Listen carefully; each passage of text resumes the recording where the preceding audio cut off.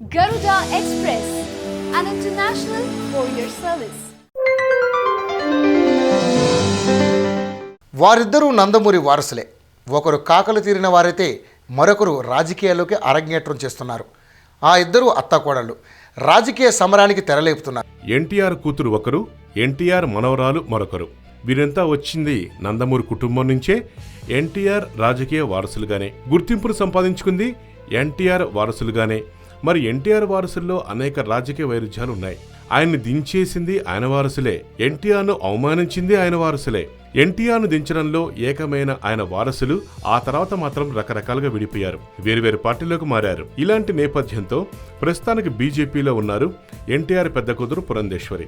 ఇప్పుడు బీజేపీలో ఉన్న ఆమె అక్కడ ఎక్కువ కాలం ఉండకపోవచ్చనే మాట వినిపిస్తోంది.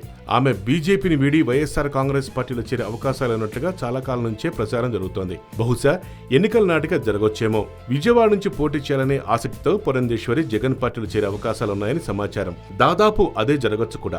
ఇలాంటి నేపథ్యంలో చూస్తే విజయవాడలో ఒక రసవత్తర పోరు జరగడం ఖాయంగా కనిపిస్తోంది. ఎందుకంటే విజయవాడ నుంచి తెలుగుదేశం పార్టీ తరపున వచ్చే ఎన్నికల్లో నారా బ్రాహ్మణి పోటీలో ఉండొచ్చని తెలుస్తోంది.